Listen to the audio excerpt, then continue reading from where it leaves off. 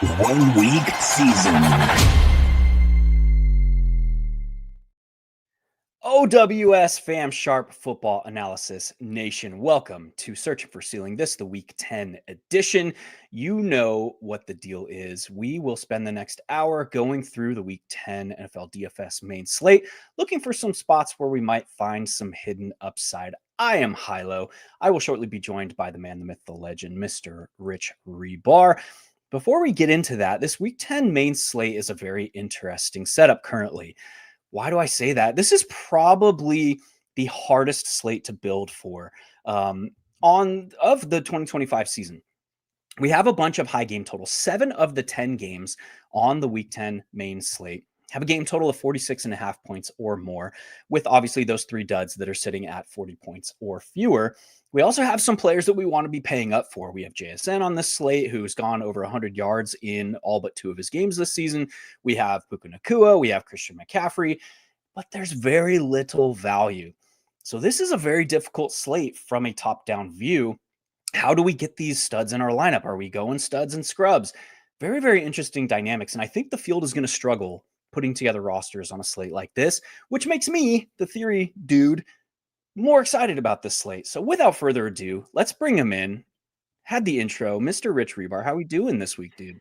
Good. I kind of think you put that in your bio, the theory dude. The theory, bro. Yeah, the theory dude. I like that, man. But no, it's going on like you told. Like I said, I thought last week we were going to have a slate like this, and we never got there. And now it feels like we're there now. We had all the running back injuries on Friday last week, and that's not going to open up this week, especially with James Cook looking up. So it's gonna be tight this week, and I can't wait to see what comes out and what shakes out in terms of rosters. Yeah, I love it. And the fact that we have like all these game environments that are projecting well as far as expecting points and production to occur. With that in mind, really to me, there's 2 spots where it could develop into like a game where you had to have a piece of. We were coming off of a slate last week where there was a game where you had to have a piece of it. How did that develop? Well, what I call the oh shit phase. Basically, the Bengals and the Bears were thrown into the oh shit phase of that game from the opening kickoff. There was an opening kickoff return for a touchdown. We look back at like over the previous few seasons, that is a very not common, but that is when we get these games that like are these can't miss games, you had to have it. A lot of the times there's something special in them that sends it into that oh shit phase. Like think back 2 or 3 years ago to the the Dolphins and the Ravens game. Same thing. Duvernay returns the opening kick for a touchdown, and those teams are thrust into this oh shit phase. Again, the oh shit phase is like the phase where all bets are off. We have to do what we can to go win this game. That happened last week. And that's not going to happen every week. But to me, there's 2 clear spots on this slate where it sets up for that to kind of happen. The secondary aspect of, and I'm trying to walk the dog here a little bit, but the secondary aspect of like what drives teams to oh shit phase is part of that, like within the game flow, the flow of the game is you kind of need explosives. So that's why I've been like focusing so heavily on explosives this season, is it kind of can drive that game environment. And again, those 2 spots on this slate that I'm kind of circling in pen as the spots most likely for that to happen are the Bills and the Dolphins and the Giants and the Bears. Like, why is that? And again, here's the punchline after kind of walking the dog a little bit here.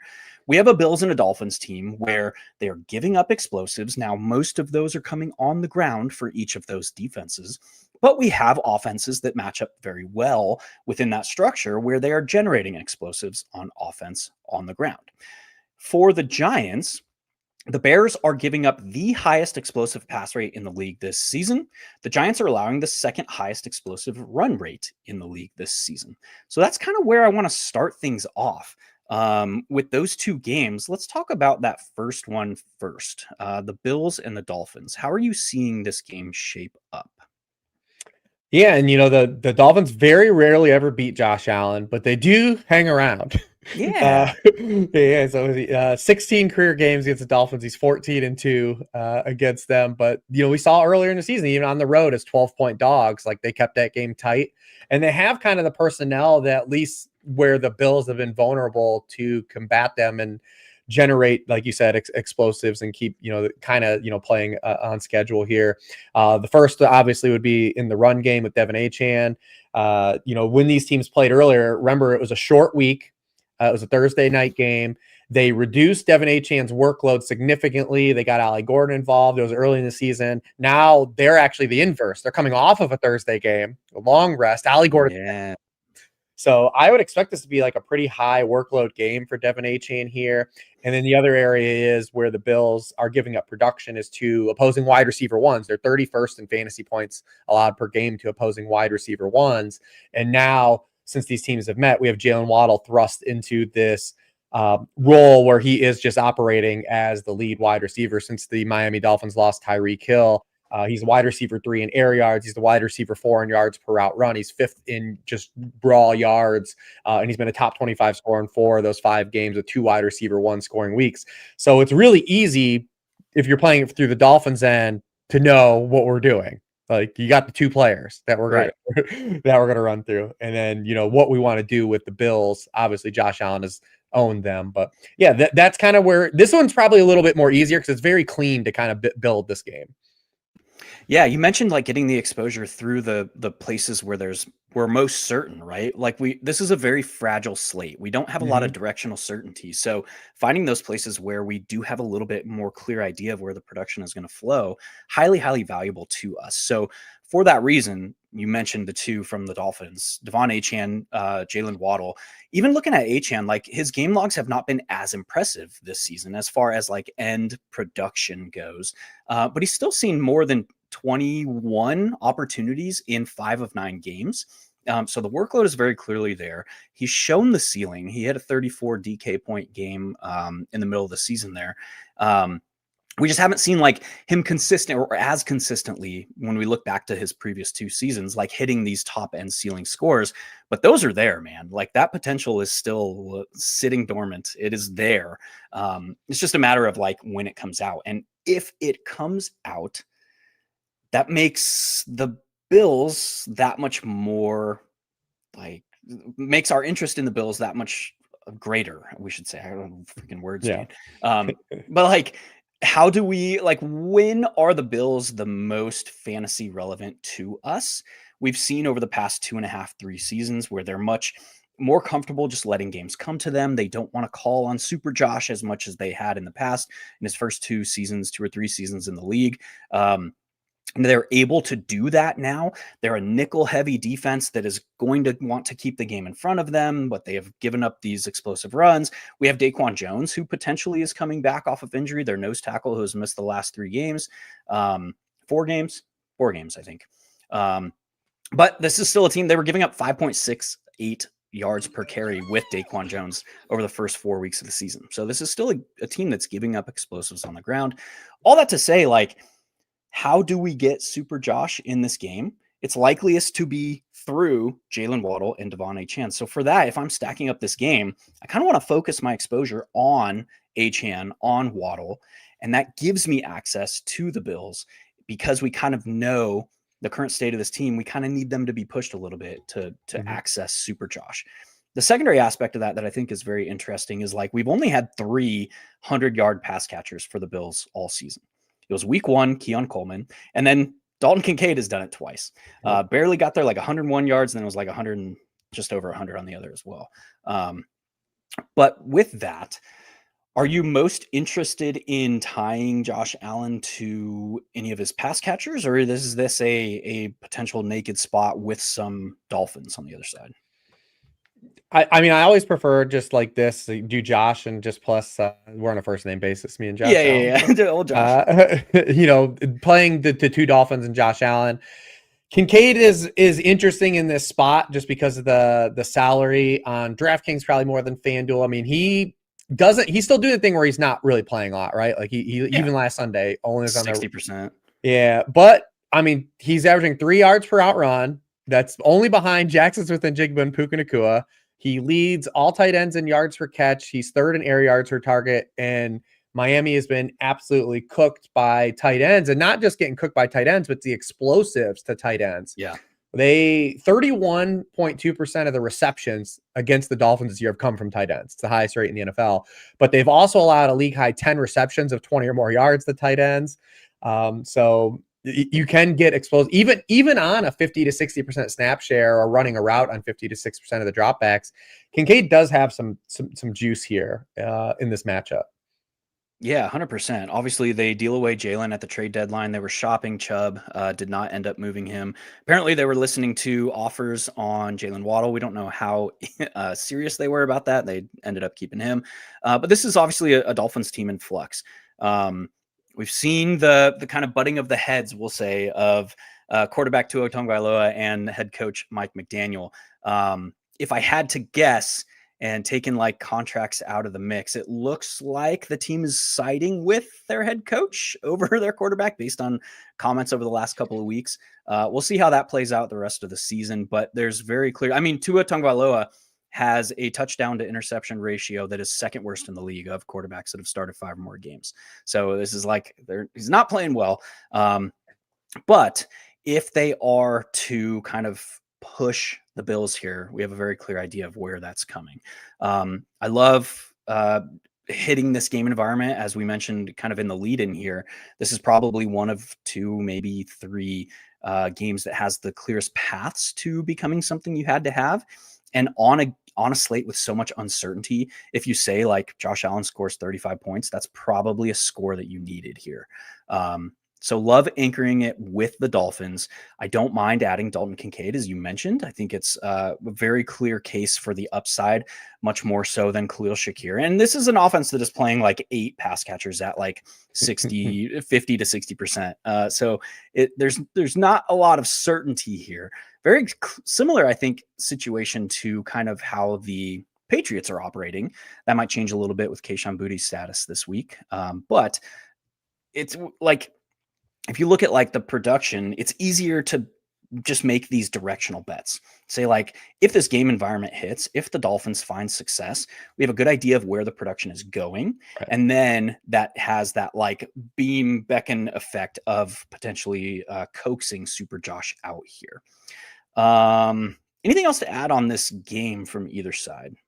No, not really. James Cook's up is expensive, what to do. That is what it is. Yeah. I mean, explosives, the Dolphins are giving it up on the ground as well. I wish they would throw to him, but I know. 2 targets in the last 4 games? Yep. Come on, man. Give me something here. Yeah. 100% yardage and touchdown back.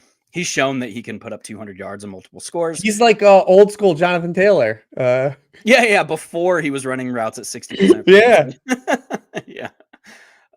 Yeah, that's an interesting parallel. But yeah, the upside is there. If you're attacking this game environment, I think you can do so profitably through him as well. Before we continue, got to get into an exciting announcement real quick. Over at oneweekseason.com, we did this earlier in the season to great success. A lot of you took advantage of the $1 DFS pass. We're bringing it back for week 10. $1 will get you access to a full week's pass for DFS. Plus here, that gives you, what does that give you?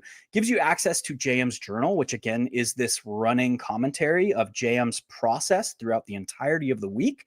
Gives you ownership and projections, gives you access to the DFS Plus interpretations. All showdowns are included. Gives you access to JM's player grid, Sonic's MME player grid, Mike's DK and FanDuel player grid. Willing to Lose gives you access to my end around, which is that game theory piece released on Saturday. And finally, Pappy's pieces. So had some success with this earlier in the season. We're doing it again. DFS pass is back for $1. Take advantage of that over at oneweekseason.com. Just click the banner and it's super easy to get signed up. All right, man. I mentioned one other game being this Giants and Bears game. And again, this is a case of defenses that are giving up explosives. I mentioned it earlier. The Giants are giving up explosive runs at the second highest rate in the league. The Bears are giving up explosive passes at the highest rate in the league. We've got Ben Johnson on one side. We've got the explosive Jackson Dart on the other. Is this a game that you are as excited as me to attack this week? I am, and this is the Weather Watch game this week. Yeah, classic. We love this game. Oh, weather. Yep. So that's what makes it even more fun because it'll scare people off, right? And like we Yeah. can just play for the volatility angle. But it's definitely a game that's supposed to have some wind and potentially snow involved, or that rain snow mix. Snow Yeah. time. And to be fair, Yes. like Dart is a guy that could get there through his legs anyways. So he might not even like even if you limit kind of like the passing yards like he has been. I think he's only thrown for over 225 yards once in his starts. But the Bears also are, 24th in rushing points allowed per game to quarterbacks too. We've seen guys like JJ McCarthy have 25 yards and a touchdown. Geno Smith over 30 rushing yards. Jane Daniels 52 yards. Tyler Huntley over 50 yards. So Dark is probably going to be running around anyways in this game. And then if we can get those explosive pass plays generated, there's upside here. We didn't quite have the run out last week, even though the points were there, but you had solid games from the two receivers, Wandale and Darius Slayton. I mean, Darius Slayton, like this, it's every week with this dude. He leaves just a huge play on the field. He had the 34-yard touchdown where he put his arm down to brace for the fall, and it comes out because he's braced. It's like, dude, like just fall, just cuddle, wrap it up, man. Yeah, because I played some Darius Slayton, but like you said, there's signal for both guys again this week. The Bears are 30th in points allowed per game to slot receivers. They've allowed the highest touchdown rate to slot receivers, and they have allowed the highest rate of completion rate to throws on wide receivers, 10 or more yards downfield, 64%, and a league high 58% completion rate to wide receiver throws 20 or more yards downfield. And then outside receivers, they're equal opportunity, 30th in yards per target allowed to those guys. So there is signal for both guys again this week. I know that like we keep kind of like chasing the dragon a little bit and they leave plays on the field, but the signals here again, it's like the Saquon Barkley stuff. Yes, we know it didn't work out for us, but like again, it's like we keep getting these matchups that line up for it. Yeah, and I ain't going to like, stop. And so again, we have to be slaves to the objectivity, man. Like it's on paper again, like both these guys, especially on this slate where like we're looking for value, and some of the guys that even popping in Sims, I'm like, that dude's not as good as Darius Slayton. Right. Like, so I mean, I gotta go back to it. And we've seen this season where it's like the field is kind of a little bit heavier slaves to the Sims, and the Sims are having a really hard time this week because people are not projecting well, which makes this slate that much more fun. In that same discussion, we have a guy in Ray McLeod. Let's talk about him real quick. Ray McLeod played all but 3 snaps for the Giants last week. They did not they did not sign Lil Jordan Humphrey that's a fun one to say, to the active roster, and they bring over Ray McLeod after he gets released by the Falcons. Now he's their flavor of the week, or at least flavor of the 3 weeks, it looks like, for their standard elevations. What was most interesting to me is he had a 96%, or I should say 96% of his offensive snaps came on the perimeter last week. This is a guy that has never really commanded targets at the NFL level. He's never really like shown explosive ceiling, but he's priced to 3,300 at 3,300, and he's attached to Jackson Dart in this game environment where we want to be attacking. Any interest there? I think you said it's just the fact that he hasn't earned targets and the other 2 guys still are, that it's kind of loose to chase. But I mean, he opens himself up. It's a bold call. I dig it. It's, if you get there, if he hits, you're going to be there. But the other guys are so affordable. That's why, like I said, Slayton being 43 still, it's like, man, especially because there's like guys like Tez Johnson, who I'm not even down on Tez Johnson, but I'm just like, man, Darius Slayton still has so much more upside than Tez Johnson. Yeah. 100%. I would like, I mean, if Darius Slayton were priced in like the low fives, where you're getting like a 2K salary savings, it would be a little bit more interesting. But I still think that the potential is there for a combined price with Jackson Dart. And this isn't a guy that I'm looking at as a one-off. This is like solely if I'm building a Jackson Dart roster, playing the like weird shit happens in the NFL, where like broken play from the 18-yard line, he lucks into score. I don't know. But the combined salary of 9K between those 2 players, if you include him with Jackson Dart, I think you could do worse. And then you brought it up, like the combined salary of Darius Slayton with Jackson Dart is only 10K. So the savings isn't entirely there, but we're talking about a sub 1% owned guy. We're talking about a guy who, if you play him with Jackson Dart in this game environment, could give you access to some cost considered ceiling on a slate where we just don't have a lot of that in projections. And so, Dart's price on DraftKings compared to FanDuel, who's jumped him up, like doesn't make sense. Right, They've jammed up everyone else's price because people have been playing Dart for like a month too. Like he's been like the go-to like cash game dude for like a month. He was like early season Drake May. Like, yeah, and why not? Like he's scored a rushing touchdown in 5 to 6 games. He keeps getting there, but his price still being where it is does, like I said, that he's one of the cheaper stacks you could build this week. Yeah, 100%. That said, like this is not an offense that is going to go out there and look to throw the football 40 plus times. No.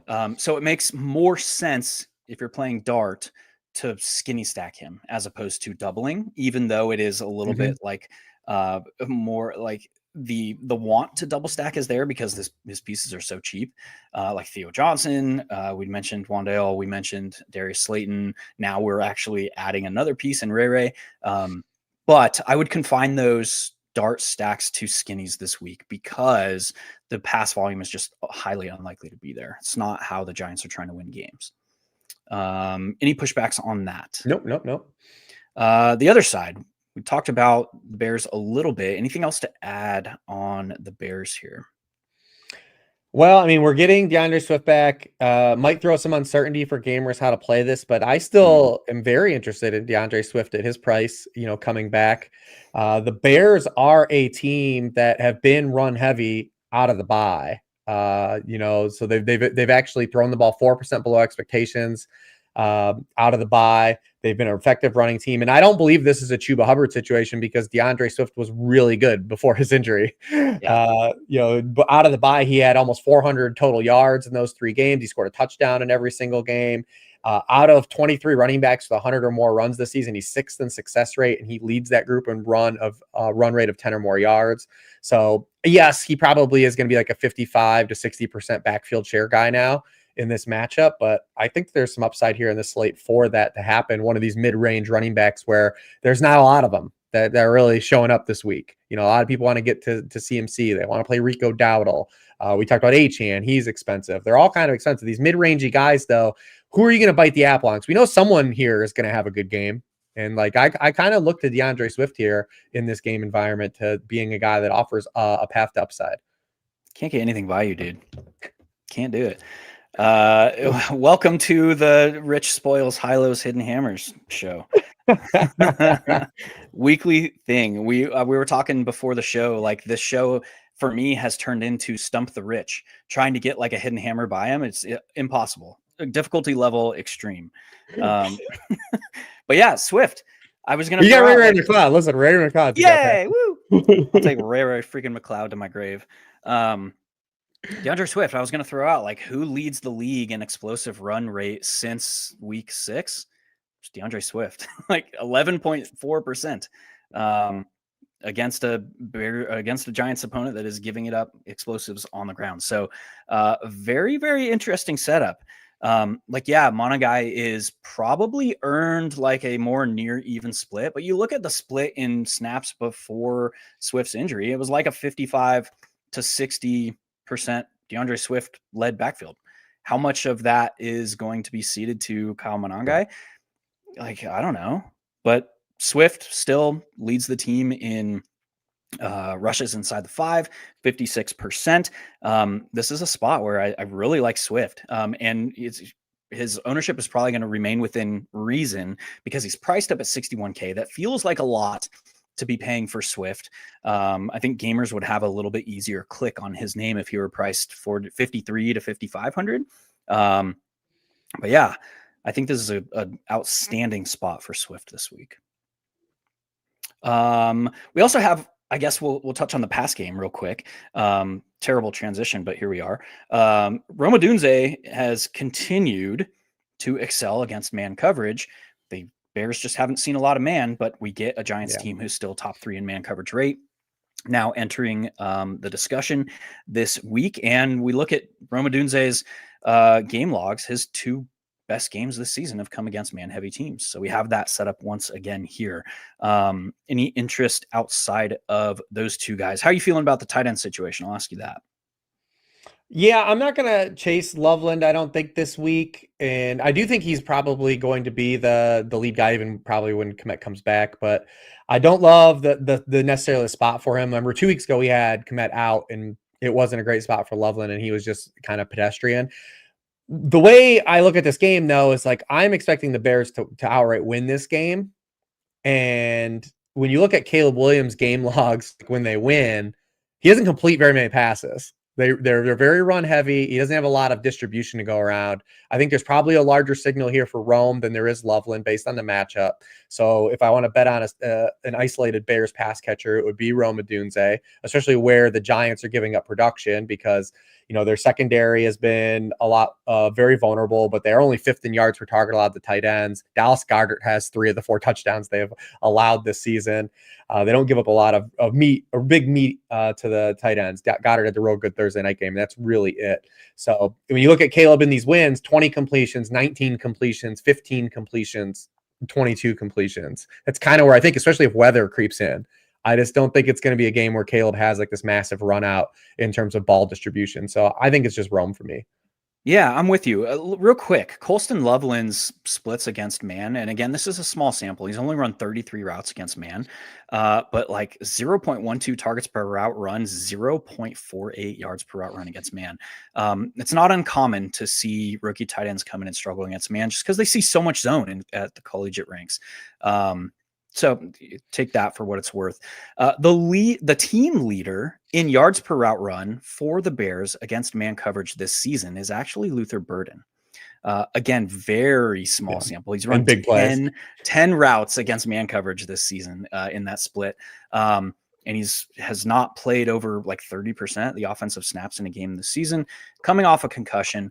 But if we're talking about this idea of like we don't expect a ton of volume for this pass offense, I don't mind like going to Luther Burden as a potential salary saver here. I would confine that to game environment bets. So that would be like a bring back for like a Jackson Dart roster.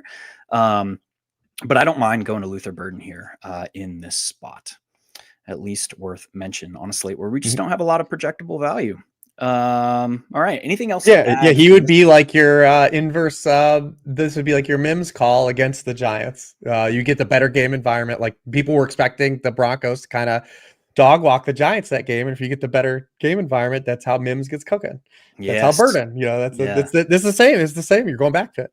And I mean, the setup is here for a 33-32 game like that. The game you're mentioning. All right, I love it. Those were like my 2 top game environments of the week. Do you have any others that you're excited to kind of attack as far as a game environment bet? Yeah, one for just the volatility factor would be Patriots Bucks. Mm-hmm. Talk to me a little bit. Yeah, I mean, this is a game where it's kind of the mirror match on defense. You've got 2 kind of pass funnel defenses, excellent against the run, 2 teams that don't really run well anyways to begin with. And then you've got this Bucks team who all of their home games have gone over the game total. But I do think there's volatility, though, based on this matchup as well. So, like, Drake May against the Blitz this season and, what we're going to get, with Todd Bowles largely. He's got a very high completion rate against the blitz. He's 8th in yards per pass attempt, 13th in touchdown rate. But, if there are nits to pick here is what happens when he is blitzed. When he's not blitzed, he's pumping the ball downfield. But when he is blitzed, everything gets shrunken down. 27% of his throws when blitzed travel 10 or more air yards downfield. That's 25th in the NFL against the blitz. But when he's not blitzed, it's 39%. It goes to 4th. He's averaging 7 yards per air attempt when blitz. That's 23rd. When he's not blitzed, 9 yards per air attempt. That's 5th. So if we're going to get a heavy blitz rate, is there an opportunity here for guys like a Hunter Henry and Stephon Diggs to be like highly targeted in a game without Kayshon Boutte? You look against the blitz this year, Hunter Henry is second on the team in targets, 26% of his routes. He actually leads the team in yards per route run against the blitz this year and just raw yards against the blitz. And then Stephon Diggs, his splits against the blitz, also very good this season as well. A 27% target rate per route, 2.6 yards per route run. And because, the Bucs blitz a lot, they do mix in the man coverage, and the man coverage stuff's been really good for Diggs as well. So there is a chance for those 2 players to have like concentrated target trees. And then the wild card here is if Drake May does have time, Kyle Williams filled in as the player for Kayshon Boutte last week. And he came in and against the Atlanta Falcons team that's zone-based, doesn't give up a lot of big plays by design. Now he's going against an aggressive man coverage team. This is a player that Mike Vrabel talked about after the game. He's excited to see him get more work this week. And coming in as a prospect, Kyle Williams was second in this draft class in yards per out run against man coverage. So min priced Kyle Williams, kind of, it's volatility. He gave a 0, but yeah, it's definitely something on the table here. Yeah, to me, this game is one of the more enigmatic on the slate in that like I fail to see like where the spark, like how does this game get to the oh shit phase? We've seen the Buccaneers kind of let games come to them. We've seen almost all season the Patriots are limiting Drake May's pass volume in games that they control. So like, I don't know that I'm as excited to like attack this game environment. But that said, like this could be there's catch 22 situation, I think, in that same discussion, in that like we have a very clear signal where the production would likeliest come from both of these teams. And while the Buccaneers don't have like outrageous man splits, they are blitzing a lot. And when they do blitz, they're kind of mixing man and zone, but they're typically a cover 3 base defense. And against that, and what does that lead to? It leads to increased rates of single high on the back end. Against single high, we do also have some very clear signal here. It was Stephon Diggs and Kayshon Boutte. Without Kayshon Boutte, I expect Hunter Henry to kind of step into a more prominent role here, as you mentioned. He does have very good splits against single high. They're not as good as Kayshon Boutte or Stephon Diggs. And it's actually funny to me that Demario Douglas ranks second against single high from this team, and he's playing like 25% of the offensive snaps. But we look at like how this team has performed. Stephon Diggs, 0.24 targets per route run against single high. Hunter Henry, 0.19. Yards per route run, Stephon Diggs 2.77, Hunter Henry 1.78. But when you start getting to expected and fantasy points per route run, that's where we see Demario Douglas creep up, Hunter Henry creep up. So it's very interesting. I think you can, and I haven't done this at all this season because the Patriots are a low pass volume team. It's typically, if Drake May's hitting, it's a single stack setup. This is the first week where I'm looking at potential for a double stack. If I'm attacking Drake May, I think do you include Travion Henderson in that? I don't. And that's an interesting setup too, because like each of the past 4 games for this Patriots team, they have utilized a lead back at 75-ish% snap rate. Like that was the case last week too. We just so happened that Terrell like runs in a touchdown, but like they trusted Travion with a 75% snap rate last week. The 3 previous weeks, it was Ramondre Stevenson in that role. So like, this is very clearly a team that wants like a tick below workhorse, tick above lead back kind of setup with their backfield. I don't think I'm going to Travion because there are other mid-range guys that I like a little bit more. We mentioned Rico Dowdle. We mentioned DeAndre Swift. Let me think if I want to. I'll save the other one. We haven't talked about him yet. I'll save him. Yeah. But yeah, I think with this Drake May setup, again, pass funnel matchups on both sides. I think I like doubles for the first time this week or this season. Yeah, and like I said, there's potential for this game, I think, to bust too. That's why I would be a little more cautious on, this would be like I think this would be like a single entry onslaught type deal where, like you said, heavy on the Patriots. I think Bucks, I'm a little more cautious on just the way they played. Like there was a opening month of the season, like when Baker was getting the MVP stuff, it was cool, but like the underlying metrics for Baker were kind of always kind of misleading. Like it was last drive magic. Yeah. And it kind of caught up to them in the last 2 weeks, and they outright just beat the Saints in it. But like they have like pretty polarizing splits against man coverage, like wild splits. Like Baker Mayfield has the second lowest completion rate against man coverage in the NFL, only ahead of Cam Ward. And some of that is because of the receiving, what's happened to the wide receivers, like his pass catchers. Like they just haven't been that, he hasn't had that strong of a unit. Emeka Ibuka, remember when the Holy War was going on of like, does he separate? Like where you clearly see the difference in Emeka Ibuka's production is the man versus zone stuff. Like he is night and day different. And so like that's where I think the volatility comes from, is like if the Buccaneers are like not doing anything offensively, then like we just can't get there. Right. And then the Patriots are that much less likely to be kind of pushing the envelope here. Right. So we need like, and if it's the Bucs, like we know it's not going to be the run game, like for sure. Like the Patriots are the first team since 1950 now not that haven't allowed a running back to rush for over 50 yards in a game against this point of a season. So it's got to be through Ibuka or a Tez Johnson, like if it's gonna hit. Any interest in Cade Otton at a lower price tier? I do like Hunter Henry more, but yeah, I mean, yeah, it would have to be one of these guys though. Like it's gonna have to be through a Bucs pass catcher that this game gets pushed. Right. And based on kind of how this team is set up, you're kind of just touchdown hunting, to be honest, with these pass catchers. So that's what makes it tough. Yeah, for that reason, I don't hate, and I'm not a crazy proponent of this idea, but I don't hate on this slate where we're kind of value starved, going double tight end with 2 tight ends from this game. If you're hitting a Drake May primary, again, I don't hate the double. So Drake May plus Stephon Diggs plus Hunter Henry. I don't mind also tacking on Cade Otton to that with the setup of the understanding of we're really just touchdown hunting here.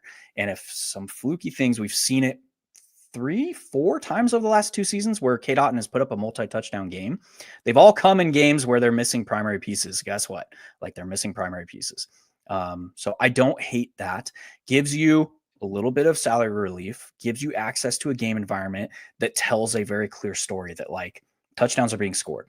And that's really all that matters if we're going double tight end. Any pushback to that or anything? No. I think, I mean, that's where they've been a little more vulnerable. The field is already going to like Tez and Ibuka anyways too. Yeah. And like I said, I'm a little more hesitant on Ibuka, I think, than the field this week. Same. He gets a man heavy Patriots defense. And like you said, part of that was also like Baker Mayfield. Baker Mayfield is the most aggressive downfield passer against 2 high alignments this season. And they've seen a lot of that just because that's kind of the general trend of the NFL. Might not be the case this week. Yeah. I don't think the Patriots are going to break their tendency here because I don't think they're Why scared. Would they? I don't think they're scared of the Buccaneers running on them. There's no threat. Exactly. There's no threat. If Bucky were back, like that would be a little bit different, but it's like Rachaad White is just not generating explosives. I mean, he hasn't his entire career. He's kind of just to take what is blocked for him, and that's probably not going to be a lot this week. All right, man. I love it. Anything else to add from that game? No. Just was curious to spin that one. Yeah. Any other game environments we'll say? I'll just throw it over to you again. We have some, I guess I'll give you a lead-in question. We have a couple of spots where we like one side. Yeah. Like the Lions, there's very interesting case to be made there. But the game that probably gamers are going to flock to a little bit more is the Rams and the 49ers as far as game environment bets go. Any interest there? Oh yeah, 100%. I mean, anytime that Sean McVay and Kyle Shanahan face each other, like we know they want to beat match, each other. Baby. Yeah. And they want to beat each other. And we saw this on Thursday night early in the season. People were just telling the 49ers not to show up to that game. Like, remember, they had everyone out. Mac Jones was starting. They threw the ball 22 times that game to Kendrick Bourne and Jake Tonjes. Like, people were like, just sit CMC. Like, don't even have him play this week. And Kyle Shanahan was like, no, this is like when I'm up to the challenge. Like, this is a challenge for me. Let me see what I can coax out of this team. And they posted over 400 yards with that like skeleton crew offense in that game. The Los Angeles Rams in that game had their second lowest pressure rate in a game this season. They only had 1 sack in that game. And now Kittle too. Yeah, and they're going to have Kittle and Juwan Jennings in this game. Like, this is a game definitely I think can offer us more push than we've seen the Rams have, especially the Rams in recent weeks. Like, their defense has been really good, but like I just said, like they went over 400 yards with just guys they pulled up.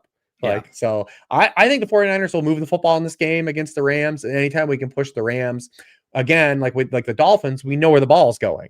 It's pretty clear cut. Now, this one is trickier because if you do want to play CMC and Puka Nacua, like you're allocating a lot more salary than that. You need the Ray-Rays.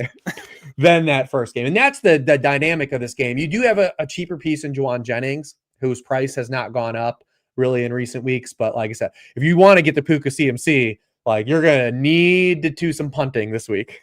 Yeah. And I think the field is kind of viewing George Kittle as like just simplifying things, just saying like George Kittle priced at 4,500.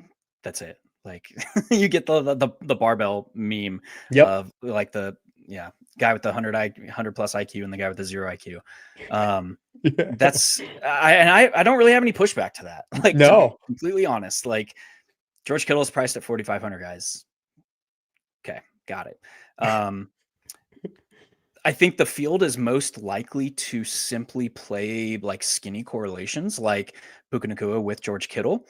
Again, I don't have really any pushback knowing that like I can maneuver around that. But there are some interesting cases to be made where like Matthew Stafford is approaching career highs in touchdown rate. Like my Matthew Stafford over 30 touchdowns bet from preseason is looking pretty good right now. Just stay healthy, my dude. Knock on wood. But like there are some interesting ways to attack this game environment. Do you see any others? Are you going to focus that I should say on any side, either other, or are you kind of just like we can attack this game environment all kinds of ways? No, I think it's like say, because the Rams are just so concentrated, right? Like it's like we know kind of where it's going. It's hard to not if you're going to take this game as like a game environment bet to not bet on Puka Nacua. I think when you don't play Puka Nacua in favor of like an Amon-Ra or a JSN, is you're betting on this game not to. That's like to just kind of meander along and it be like 23-17 win in the favor of whatever team of choice that you have. So if you are betting on it from like a game environment stance, I think it's hard not to be invested in Puka Nacua because if the game is pushed to a high drop back game or high, like what he occupies in his offense is just like from a volume perspective, if you're betting on the volume, you can't leave that on the table. Right. And Devontae Adams is interesting, like leads the league in like red zone target rates, targets into the end zone. But he still like hasn't put up like scores that you necessarily had to have.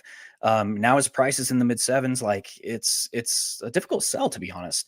That said, like there is a case to be made for Devontae Adams if played with Matthew Stafford here, and then pick your poison as the bring back if we're playing to this game environment, that I think the field just will not be on this week. So MME, but I think it is at least worth consideration and mention here. Yep. Love it. Any interest in some of the ancillary players now that Juwan is going to be playing, primarily like Kendrick Bourne, or any of the other guys on the 49ers? No, I think particularly this game is going to be CMC, Juwan Jennings, George Kittle. Yeah, I'm with you. Enough said there. We have time for maybe one more game environment before we start talking about some further hidden hammers. Any interest in, let's see, we mentioned the Bills, we mentioned the Giants, we mentioned the Patriots game. We mentioned the only game that we haven't talked about that has higher game total is the Cardinals and Seahawks. Any interest there? Not a ton, to be honest. I mean, you can obviously always play JSN. It's just structurally like Darnold's had a really hot run against teams that really struggle where the Seahawks thrive. Kind of objectively like teams that struggle against play action pass, teams that struggle with vertical passing, and it's like not what the Cardinals like. The Cardinals are kind of built to take that away. That's actually all that Jonathan Gannon cares about, to be honest. Getting rid of explosives. Is getting rid of explosives, and we saw that with JSN. The first time these teams played, JSN didn't even have a target in the first half. Yeah, and now I don't think that's going to happen again. But if you were to sell yourself on a week where maybe he doesn't shadow realm you, this would be the particular matchup. But the Cardinals have been excellent against play action passing, so this could be one of those games. And it's a rematch. It's a divisional rematch. Maybe it's lower score. I know 49ers thing, 49ers Rams is also a divisional rematch. But like I said, I think the Shanahan McVay factor kind of makes that more interesting than this one particularly does, being a rematch.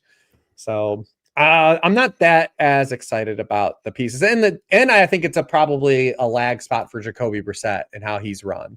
Yeah. Yeah, 100%. You look at these defenses, man, they're just not giving up explosives. McBride's a good bet, I think, in this game, but you do have to, you got to pay for it anyways. So yeah, I'm with you on JSN. That said, any interest in a reunion with one Rashid Shaheed and Clint Kubiak?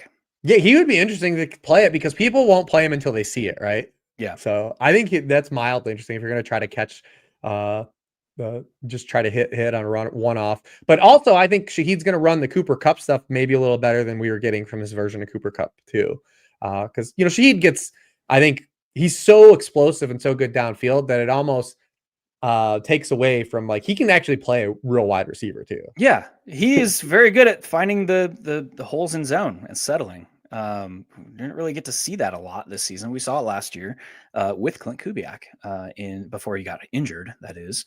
But yeah, I mean, Rashid Shaheed is probably one of I would say, the most underrated just overall wide receivers in the league. Just doesn't get the I think emphasis from general fans that I think he should.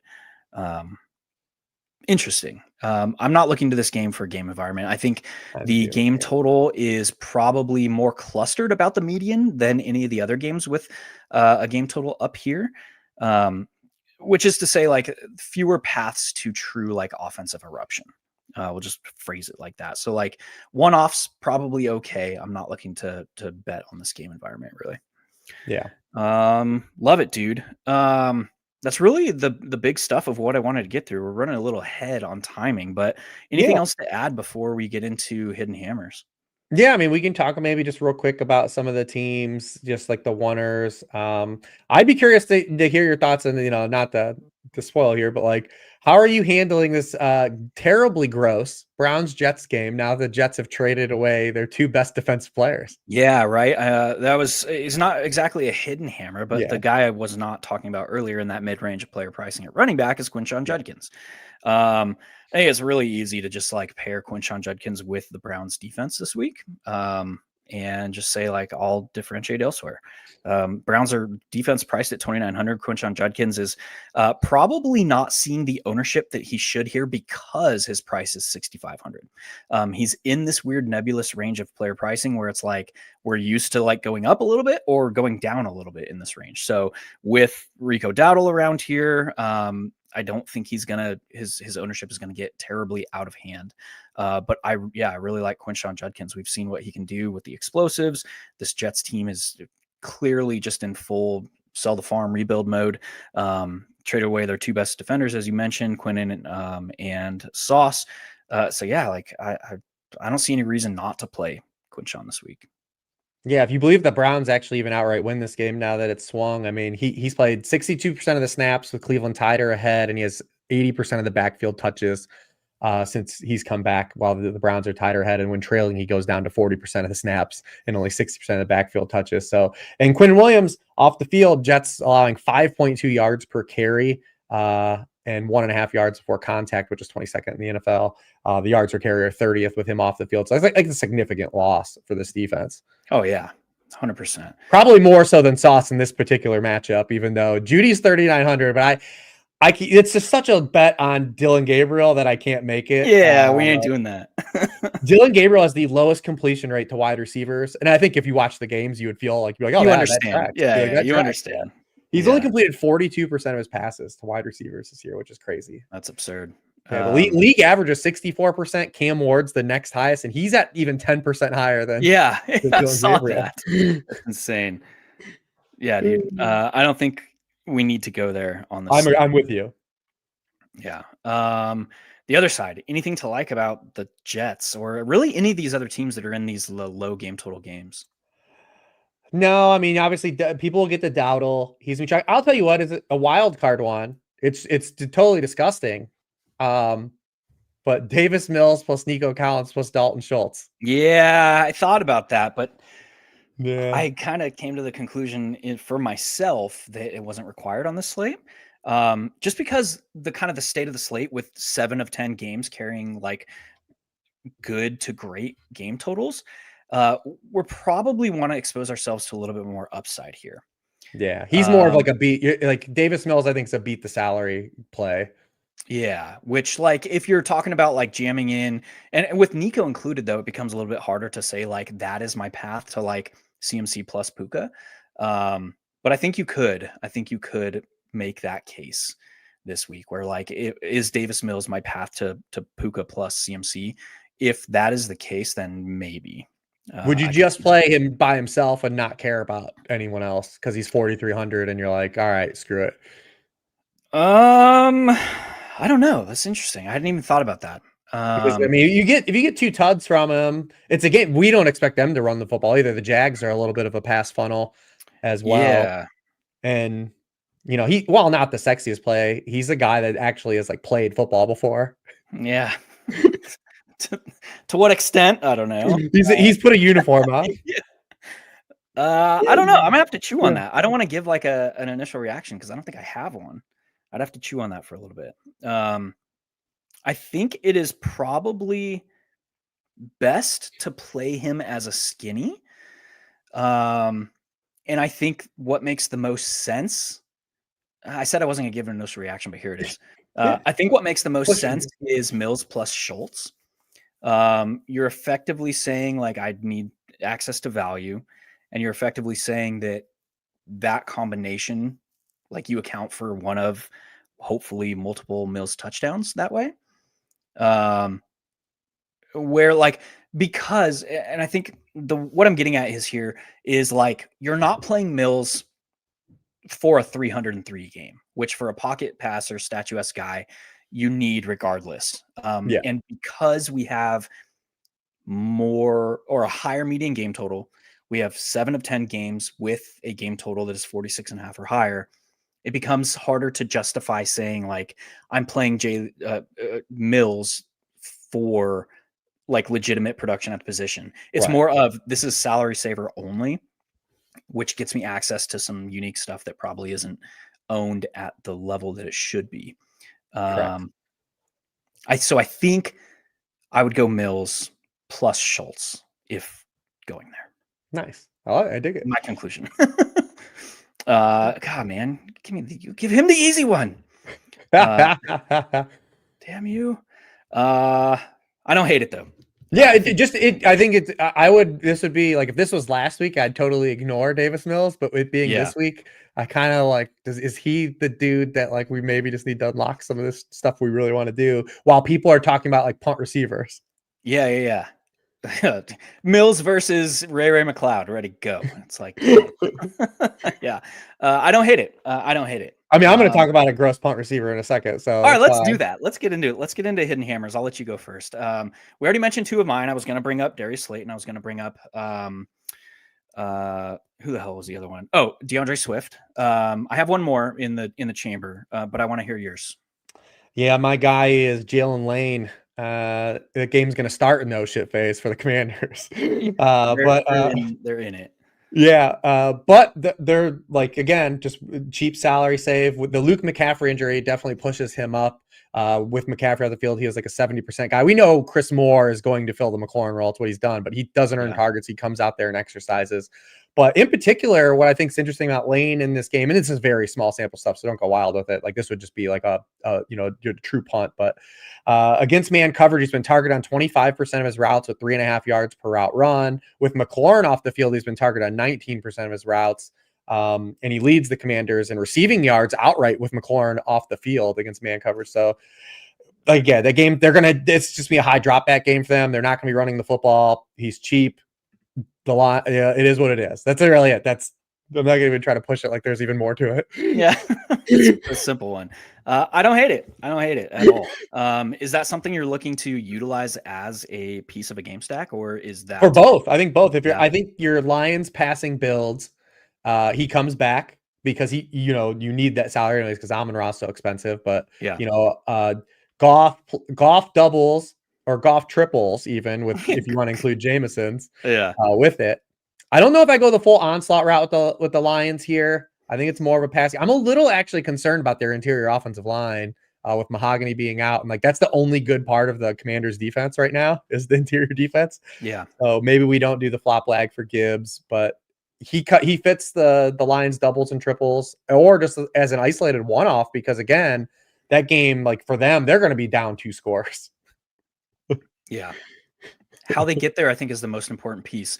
My hidden hammer is actually from the other side of that game, and it's more of like a hidden in plain sight. Jameson Williams, you mentioned him. Like, the Lions have generated the second fewest explosive pass plays this season. Like, chew on that for a minute. With this, like, coaching staff being highly introspective, they're very good at like, let's take an honest assessment of our team where we're at. They're probably looking at that and saying like, we probably, if we want to push to the Super Bowl, we probably need to get this downfield passing game going. They've tried to get JMO going downfield to no avail so far this season. A lot of that has come as the offensive line has been struggling with injuries, and they're even just tacking on to that now. But like, I look at this matchup and it's like the Commanders have allowed the 4th highest explosive pass play rate this season. We have a Lions offense that has generated them at the 2nd lowest frequency of the season. But if you're saying like introspective team coaching staff coming off of a loss, they need to get this downfield pass game going at some point, probably if they want to push towards the Super Bowl. I think this is like the spot to do it. So JMO really sticks out to me. He's priced at 4,900. He's carrying like 8 to 10% ownership, but this might be like a hidden in plain sight case for me. Mm-hmm. Yeah, and it's a complete, just great schematic overlap here, even before you even account for all the injuries the Commanders have. You know, Dorrance Armstrong went on IR a couple weeks ago, Lattimore on Sunday, but same reason, like I was into Goff last week heavily from like a worksheet perspective and like a player prop perspective, but you know, Goff using play action, we know, but you know, third in the NFL in yards to pass attempt, he's 5th in completion rate, and Washington has just been absolutely bludgeoned by play action passes this year. 9.1 yards per pass attempt. They are 31st in completion, yards per completion allowed on play action passes, 29th in touchdown rate. There was more than Sunday night. That was even a signal before Sunday night, before Cody White was scoring 60-yard touchdowns on them. Yeah, dude. My goodness. Yeah, that was fun. Like, wrap up, dude. Like, that tackle was just like a shoulder into him, and like he just bounced off. And Commanders are just, they're down so bad right now. Yeah, dude. Poor Jaden, man. Yeah, 3 straight losses by over 20 plus points.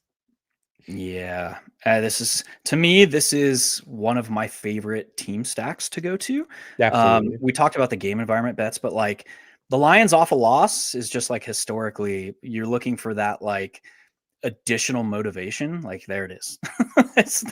They lost, and Dan Campbell doesn't like to lose. None of these guys do, but like, yeah, this is another like very reminiscent of earlier in the season. What was it, week 2, with the Lions coming off of a loss to the Packers, where they're facing a divisional opponent and they just run up a score. They're passing on like 4th down, up 3 scores in the 4th quarter.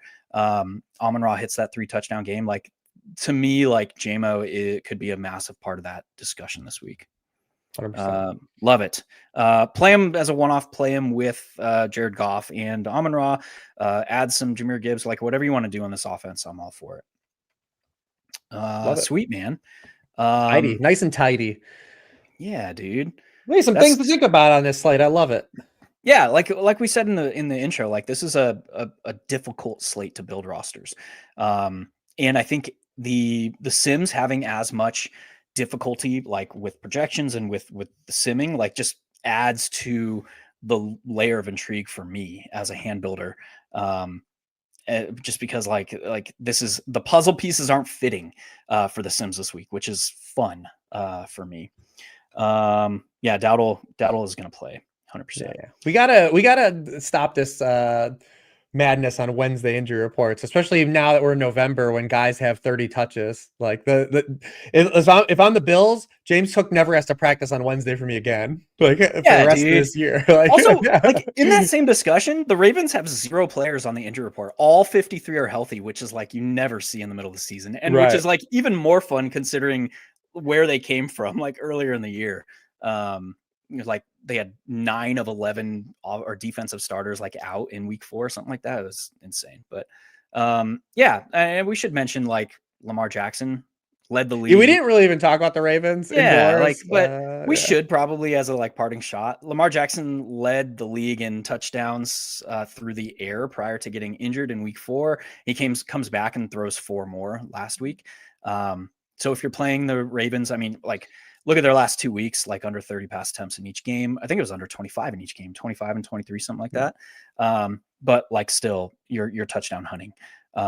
So Rashad Bateman, Mark Andrews come into play if you're playing Lamar Jackson. Sweet, man. That's going to do it for week 10. Again, this is Searching for Ceiling. He is Rich. I am Hilow. You can find him over at Sharp Football Analysis. You can find me over at 1 Week Season. Again, DFS pass, full access pass for DFS over at 1 Week Season is only $1 for this week. Just head on over to the website, oneweekseason.com. You can get signed up for that. Click the banner. Until next week, y'all. See you at the top of the leaderboards. Peace. Oh my God, I had a pop up. Bye. 1 Week Season.